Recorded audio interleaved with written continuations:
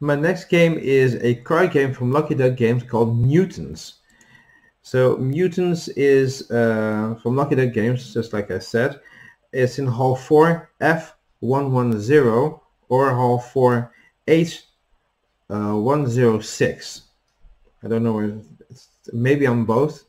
Sometimes they have a French and a English booth, so try to look up both of them to see as English and French edition. So it's a deck, bag, and pool building, hand management, card game, fighting. So it's trying to mutate your monsters. And I haven't really opened this one yet. Making mistake after mistake. So yeah, you want to breed, incubate, and deploy mutants on the board, and competing against each other. So this is how it looks like. It's very colorful. This is actually how the front looks like. It looks amazing. Mutants Genetic Gladiators, the card game. And I believe this was an app, kind of like a game. I think they didn't. I'm not sure. Put your comments below if I'm right. All these weird tokens. I like this skeleton. This kind of looks amazing. Yeah, he's not really very happy with that big sword. Oh my god, this looks like a Pokemon, to be honest. Abra or Kadabra. I think it evolved. Oh, this one looks amazing. It's cool. Yeah, it's a card game. The things that you can just build your own mutants is just like the selling point for me. I'm just curious how you're gonna build it. I think you're gonna put cards like this, so their abilities will just be better, I think. I don't see any visual, like you can fuse cards together and just make a new monster. But maybe I'm wrong.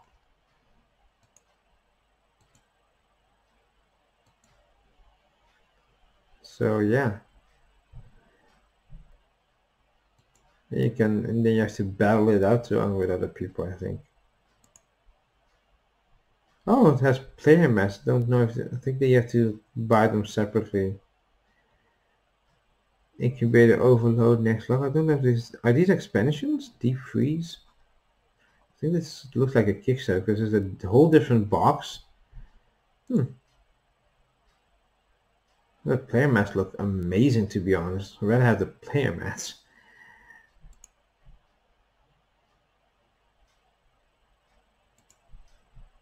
But if the game is good, doesn't matter if you have player mats or not. I don't know if these come in the box or not, these expansions, but I don't think so. So, well, that is Mutants by Lucky Duck Games.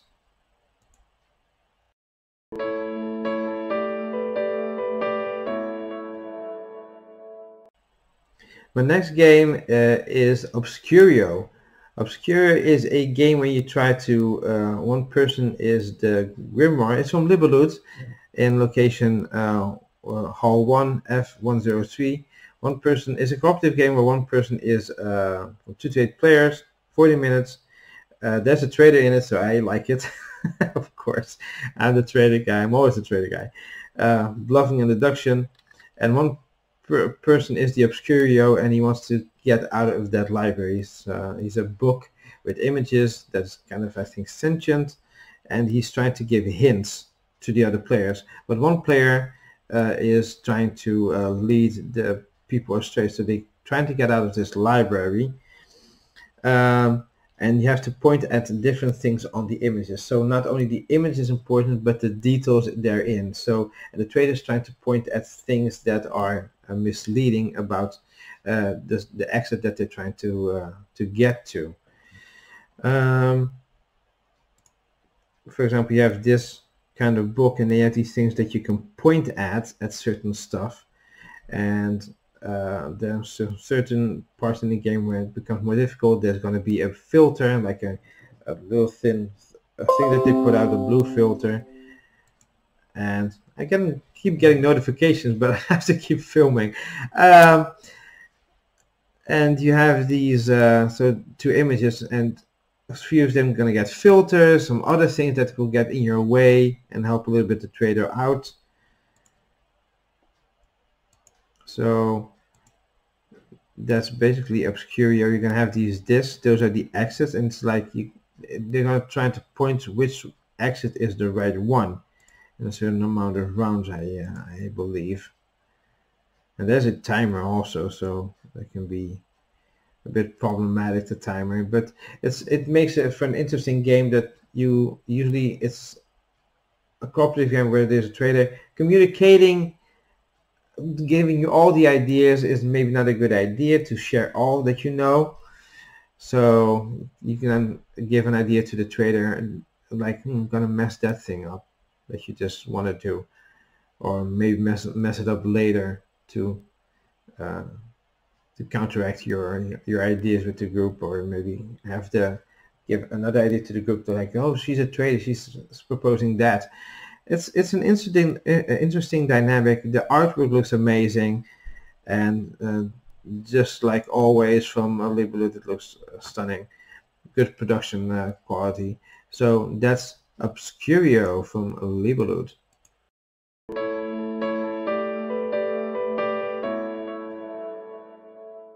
From the next game is another party game, deduction game called Paranormal Detectives from Lucky Duck Games. And they're in Hall 4, F110, or 4H106. To the 6 players, acting, hand management, deduction, murder, mystery.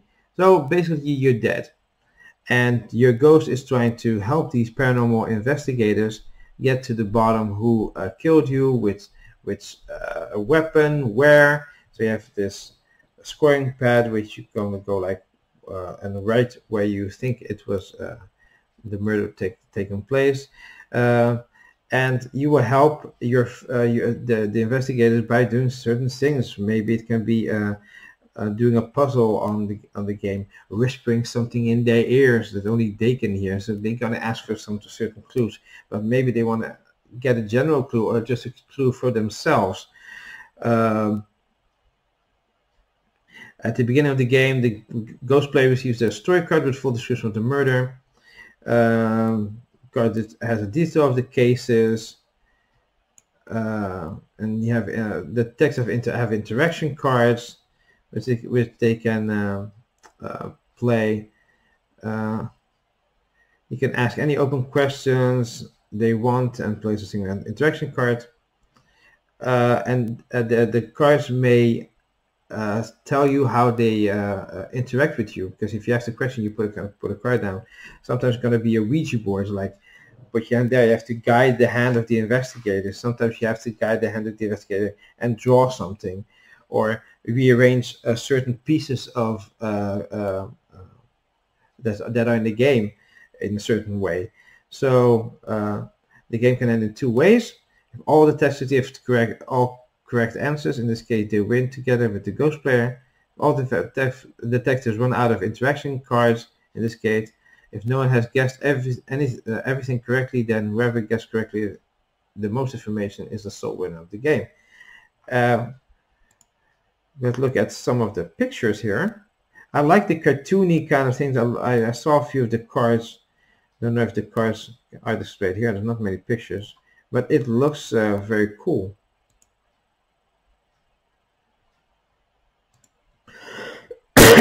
So this is the Ouija board, which was one of the cards, like, give me a hint on the Ouija board, and you have to ask a question.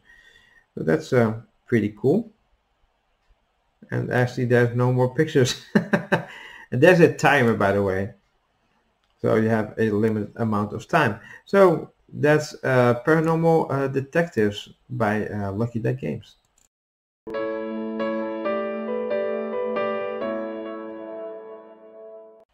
My next game is more abstracted. It's called Pastelly, where you have to put some tiles out. I love tiles, I think. So Pastelly is from Pandasaurus Games, Hall 4, J114, and you have to build these networks and put tile placement, kind of like a puzzly game. It's a short description. I love when they do short descriptions, because usually big descriptions, like, they explain the whole game. Just make a short description. I learned to play the game by the rulebook. In Pastelly, you take turns placing tiles on the board to create a line connecting your player markers. The more tiles the line passes through, and the higher those tiles are stacked, the more points you score. It's a basic game. The premise is basic. Look, it's like you put these things, like these are stacked 3 high. So I like that they have these things. So, and these are the markers. So this orange has to connect with. I think you can choose the route, I think, to go by. But you have to really follow it. Oh, this one goes back here, so that's not good. I don't think you can split also. Of this one goes to here. And this one goes. So I follow this one. It doesn't really go there. I think it looks really good. I think if you put it, you can mess up your own other routes.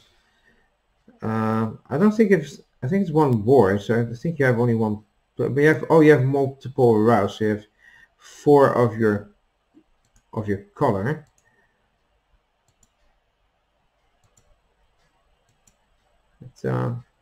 It looks like a basic puzzle game, but it looks to be strategically well made.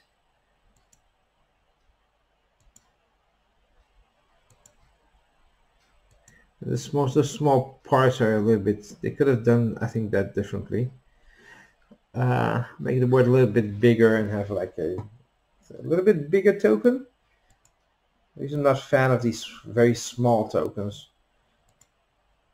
They got bumped off easily, but the rest looks fine. So, oh, I have here one more picture. Oh, I think you're gonna draft these, or this is just a presentation. I don't know, but it looks really cool and colorful. So that is my number. Well, it's on the 8th spot, but it's one of the 50 games that I'm interested. Pastelly.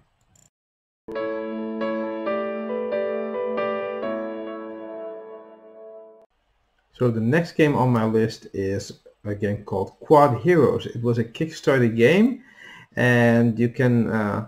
It's already like available on online, but it's making this first appearance on Essen Spiel. It's from Wonderman Games. It's in Hall 5, H132. 1 to 6 players. It's an action queue game where you have these little quad characters, all with different Q power. There's their special ability. It's a cooperative game, but not always. It says cooperative, but it can be a race, it can be elimination, adventure, exploration also.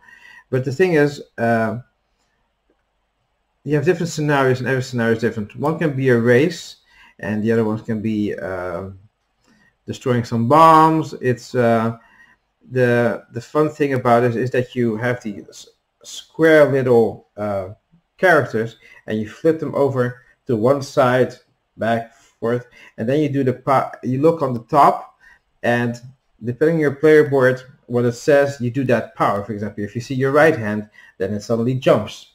So then you can jump over a river, but you have to time it specifically so that you can jump over the river and over a hole and not fall into the hole. If you're on the river, it can sweep you away.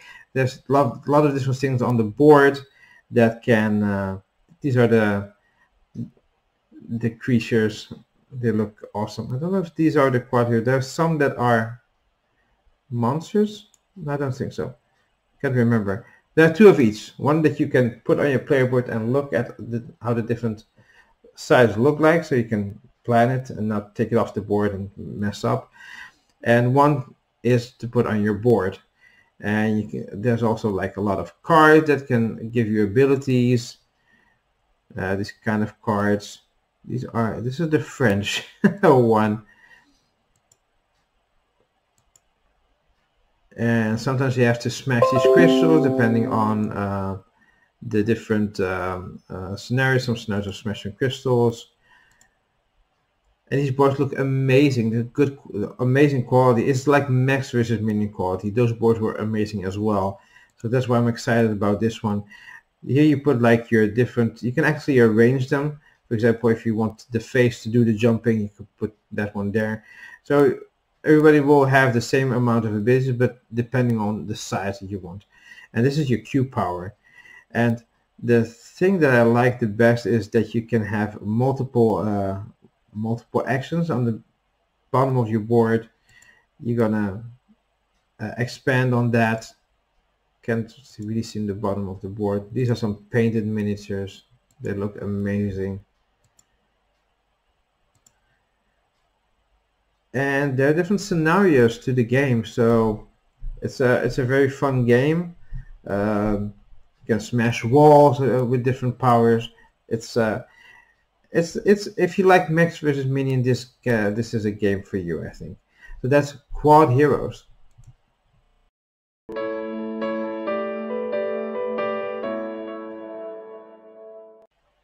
My next game sounds like a little bit of a cheat because it's smaller. It's an expansion. It's a little bit smaller than the Everdell expansions because it's just a map pack. It's a map pack for Quad Heroes, but it features some extra stuff than just the map. So it's from Wonderman Games in Hall 5H132, 1 to 6 players in 90 minutes. The map packs have a few things. They have you play beneath the town of Fringe in underground caverns filled with new challenges for our brave heroes. Has 3 large double-sided game boards, 1 large punch board with thematic tokens, and 2 of each food, item, pet, and rune cards. 3 scenarios help you explore the deep dark cave. So a little bit of more of the cards, not many. 3 new scenarios, which is actually very cool, and some new game boards. And those game boards have lava and stuff on them. So could have used a little bit more cards, I think. But these look actually pretty cool. So it's I think it's a must give if you want to play Quad Heroes. More of anything, and especially the new scenarios are actually a thing that you really want. So if that is something for you, go check out Fringe Underground Terrain expansion for Quad Heroes.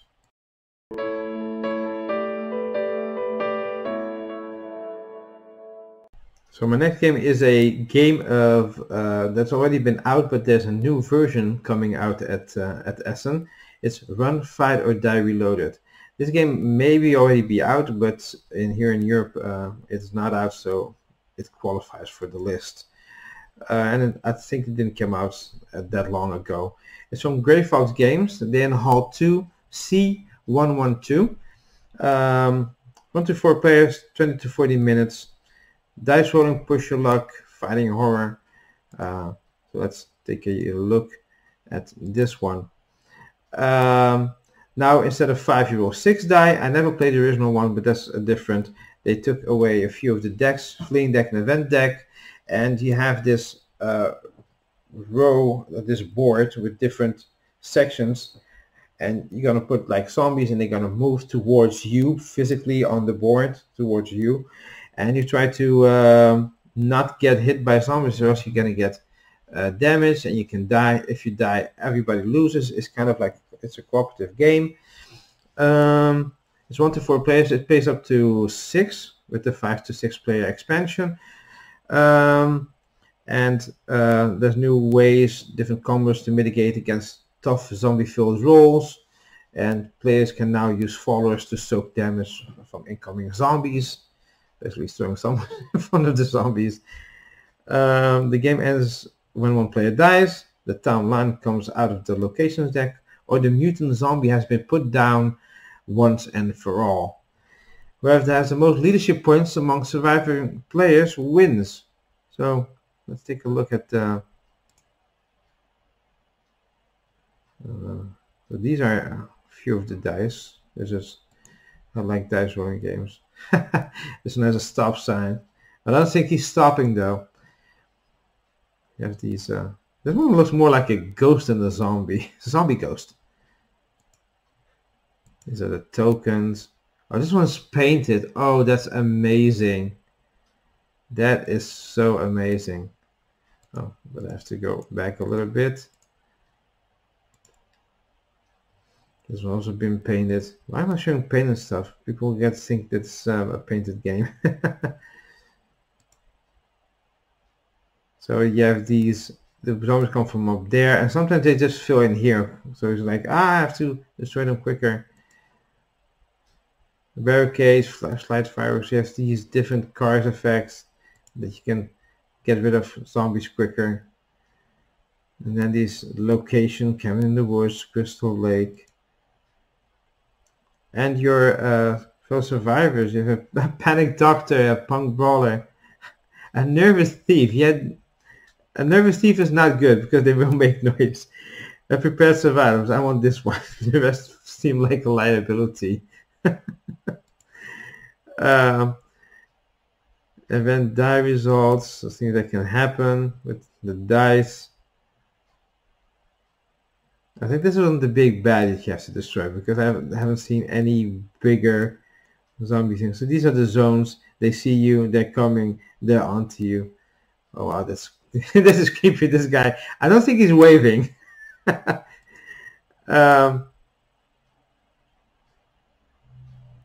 professor.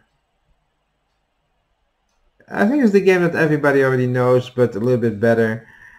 There's some extra dice and things. It's more streamlined game. I never played the original, but I'm dying to try. I'm dying to try out this this new version of the game.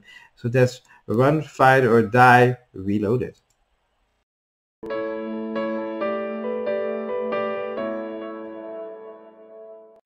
So the next game on my list is a game that I really like the theme of it, and it has a very cool mechanic called Skatopia.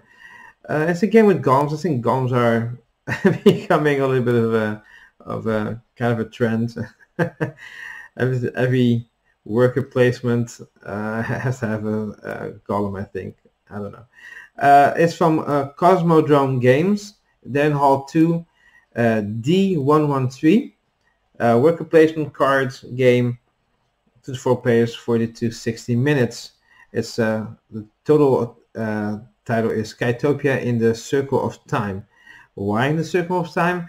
Because you have this time wheel, and that depends because you're trying to build buildings and then send your golems to the construction site to build them, and you have the build completion phase, and then the worker placement phase is when you send the golem to the construction site. But timing in the game matters because you can perform the construction of the building quickly, but you have to pay more resources. But if you do it later, you pay less resources. But maybe someone can beat you to it. I don't know how this will factor into the game. The things to consider: the value of the buildings, the influence of the guilds, and the time of every of your actions is important. So basically, let's look at the few pictures that are. I think I saw a new kind of pictures. I think this is the game box. I don't think it's this one. Maybe in a different era of the different side of the country. You have these boards where you can get these buildings and place them different colors. The colors I see here. So I think that's where you place them. Yep, that's where you place them. I think those also have like abilities when you build them. I like these gear tokens though. They're cool. And these are humans that will help you in your quest, I think. Oh, and this is the gear. So that's so now it will cost that amount. Oh, it's really a cool standee, to be honest. Oh, you can make a bigger building. Oh, if you like. Whoa, that is not what I wanted. So those are. They added a few pictures, but not much. But it's a curious game to look up, especially the timing element. So I'm very curious about this one. This is Skatopia.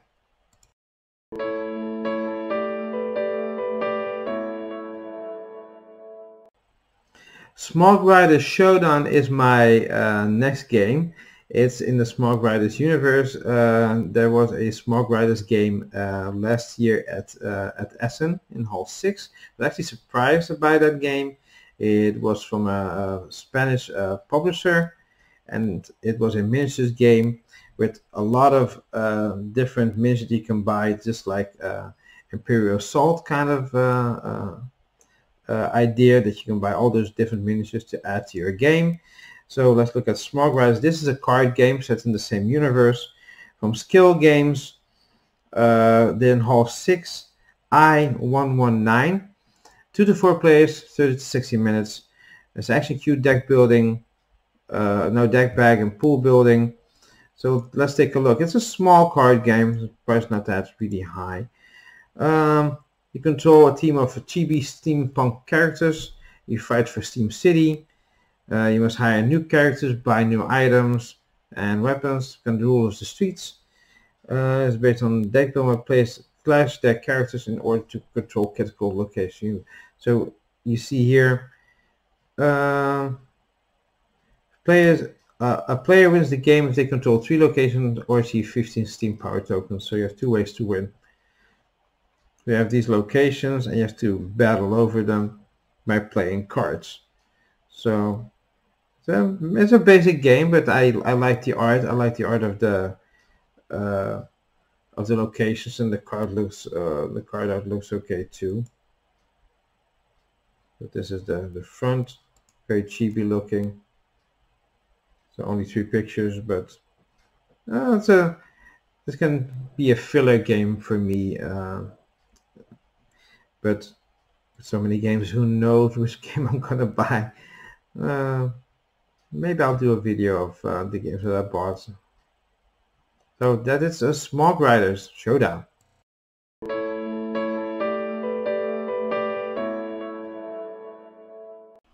And we've come to the last game on this 50 games of Essen list. That is my picks, and this is a game called Walkin.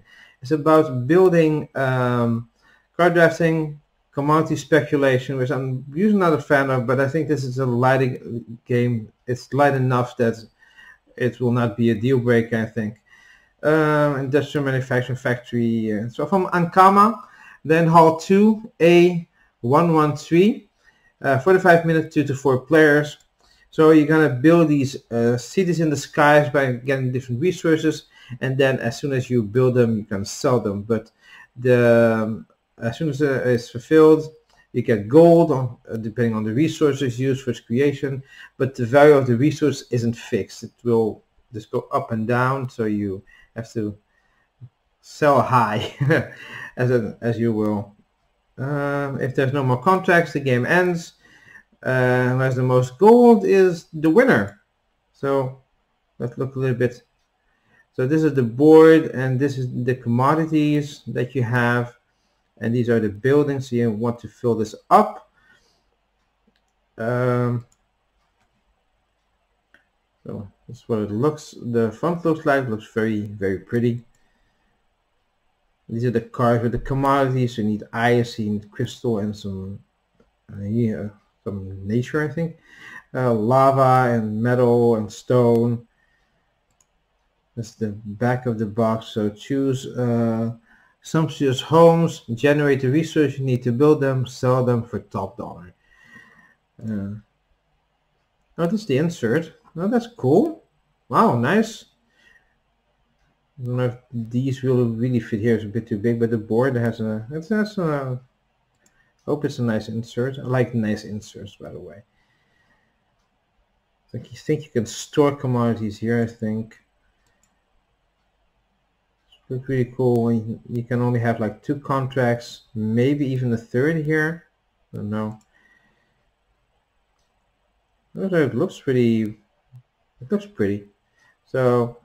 This is one just to keep an eye out. It's Ankama does cool games. It's a French company, so not that people that aren't French don't do beautiful games, but so that is Welcome from Ankama. So those were 50 games at Spiel that I'm interested in. There's going to be a lot of more games there. I hope if you go, that you have a great time. Maybe these suggestions will spark an interest in you to check out the games or check out the publisher or the designer. Look up the preview list on BGG. If you're not going, do check it out as well, because these are games that will come out later, sooner actually than later, in your friendly local game store. And I hope you had a great time checking this list out with me. Well, if you're going, maybe I'll see you there, maybe not, because I'm not that famous, to be honest. But I hope you have a great time. And, well, there's nothing more to say than see you guys on Saturday and Sunday at Spiel. So have a great time and enjoy your day.